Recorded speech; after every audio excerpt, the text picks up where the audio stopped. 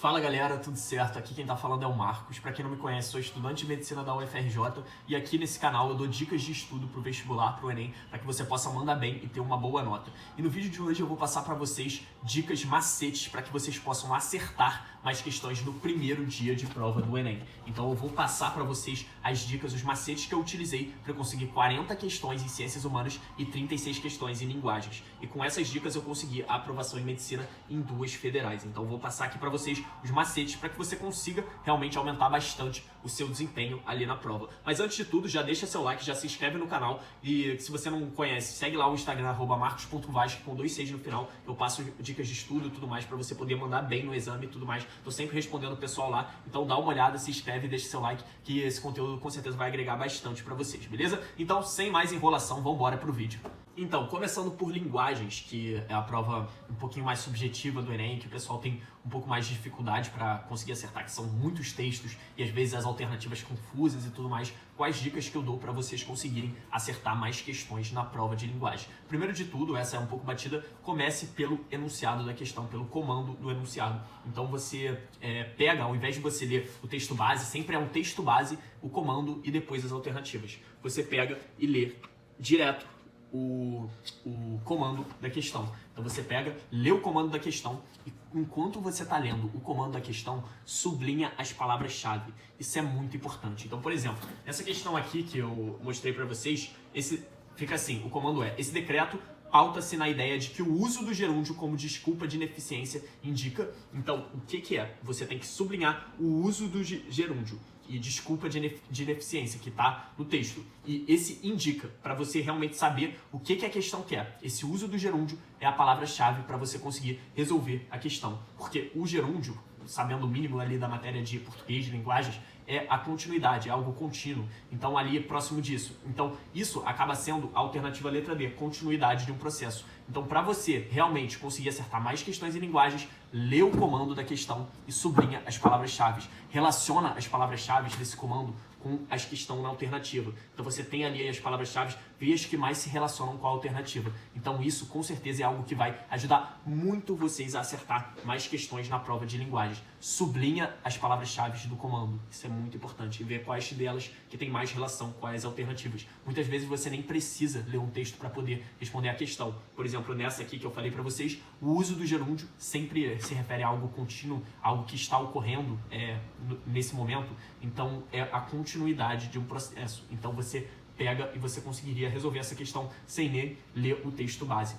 Outra dica que eu dou para vocês em linguagens é vocês terem bastante atenção à fonte do texto, que muitas vezes tem dicas ali e você conhecendo o autor, dependendo, você consegue resolver a questão. Então, por exemplo, se você tá estudando ali literatura e tudo mais e você vê algo, por exemplo, do Olavo Bilac, que é um poeta parnasiano, você já sabe ali as características do parnasianismo. Então é isso que você tem que ter atenção. Lê ali a fonte, porque às vezes tem dicas até mesmo de onde que ela vem e tal, se é uma notícia, se foi veiculada num jornal, se foi veiculada numa revista científica e tudo mais. E aí lendo pela fonte, você relacionando com as alternativas e com o comando da questão, consegue resolver, consegue acertar a questão. Então você tem que ter muita atenção ao comando, que nele que vai estar provavelmente a resposta que a questão quer. Muitas vezes você nem precisa consultar o texto para isso, e também a fonte do texto. Ele sempre coloca. Lembrando que a estrutura padrão de uma questão de linguagem do Enem é o texto base, a fonte ali do lado, pequenininha, aí a gente tem o comando do enunciado e também as alternativas. Então você utiliza desse comando e dessa fonte para você poder ali estar acertando mais questões.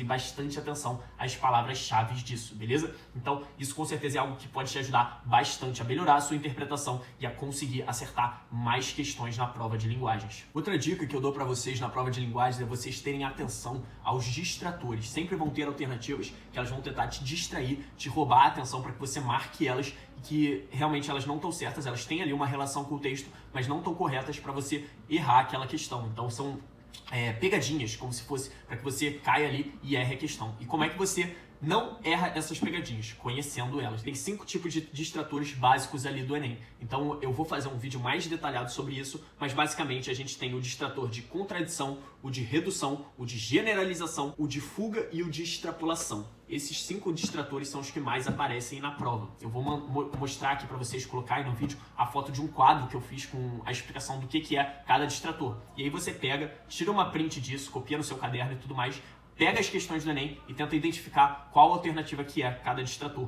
Isso com certeza vai ajudar bastante vocês a acertar mais questões. Saber os distratores, conhecer bem eles e identificar nas alternativas das questões é um dos macetes mais eficientes para que você consiga acertar mais questões. Acerte aquelas questões que você fica muito em dúvida, porque esses distratores são clássicos do Enem. Conhecendo eles, você consegue realmente aumentar bastante o seu número de acertos em linguagem. Então copia isso, pega questões do Enem para fazer de linguagens e vai identificando entre as alternativas os distratores que estão presentes nela. Vai escrevendo o que cada alternativa é, se é uma extrapolação, se é uma redução, se é uma fuga total e tal. Então pega esses distratores e trabalha em cima deles nas alternativas. Mais pra frente eu faço um vídeo mais detalhado sobre esses distratores de linguagem do Enem. Os macetes que eu falo para vocês de humanas também são bem parecidos com os de linguagens, porque a prova de humanas do Enem é bem interpretativa. Então basicamente o que eu recomendo para vocês? Tem algumas peculiaridades, óbvio, mas o que eu recomendo para vocês? Vocês pegam e leem a partir do comando também, assim como linguagens. Lê o comando da questão,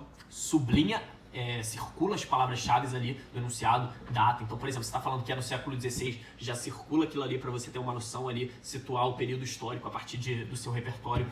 E outra coisa bem característica da prova de humanas do Enem é que tem alguns termos ali que são justamente para anular alguma alternativa. Então, por exemplo, a alternativa aqui está falando de aceitação popular da educação secular. Esse secular, se você não sabe o significado, você acaba ficando confuso e você pode acabar marcando ele como alternativa correta. Só que não é, sabe? Então é bom você ter uma noção de alguns termos que eles são importantes para a prova, que caem sempre ali e tal, alguns termos de história, de geografia, para você realmente poder estar ali acertando mais questões, porque tem muito isso justamente para fazer aquela confusão, fazer aquela distração para você errar a alternativa. E também atenção às palavras-chave. Muitas vezes você acha duas alternativas muito parecidas em humanos, só que a diferença está ali em detalhes. Então é uma forma que fala diferente, é um verbo que utiliza de forma diferente, é ali um exagero de alguma parte de alguma alternativa. Então muita atenção a isso. É uma generalização que fala que tudo acontece dessa forma, nunca houve tal evento e tal. Então você tem que ter a atenção ali às palavras-chave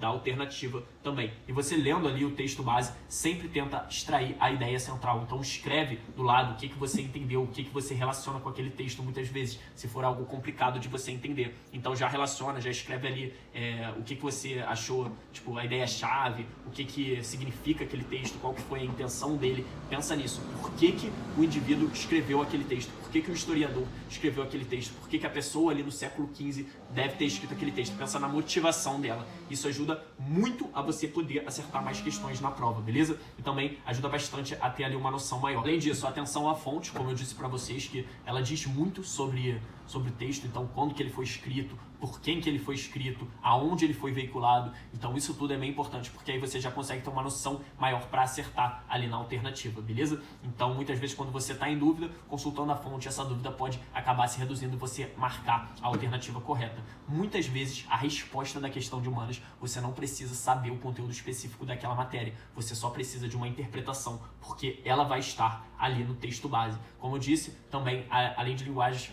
humanas também é da mesma forma, você tem o textinho base, o comando do enunciado e as alternativas. E aí, a partir do textinho base, muitas vezes já tem ali a resposta da questão. Lógico, não são todas as questões que funcionam dessa forma. Por exemplo, ano passado, se eu não me engano, teve uma questão que era uma imagem ali da África e tal, de uma região ali que tinham muitos vulcões. E aí perguntava por que ocorria, por que tinha aquele acontecimento vulcânico. Era por causa do rifteamento da crosta terrestre. Só que você realmente precisava saber a matéria para isso. Você não conseguia ali só interpretando ali a foto, saber ali que era esse tipo de fenômeno, porque tinham outros termos ali que eles colocavam nas alternativas, confundia. Então, por mais que seja uma prova interpretativa, saber o conteúdo é bem importante. E o que eu destaco que é muito importante saber o conteúdo? Geografia física e filosofia. Saiba bem o conteúdo dessas matérias, porque elas que são o diferencial para você. Elas que geralmente têm questões mais conteudistas e que não dá para resolver só por interpretação. Então pega e revisa bastante essas matérias para não errar e conseguir mais acertos ali no dia da prova, beleza? Então sublinha as palavras-chave do enunciado, do texto base, das alternativas da questão, para você realmente ter uma chance para o seu cérebro funcionar melhor e você conseguir ali fazer as relações corretas para chegar na alternativa certa. Então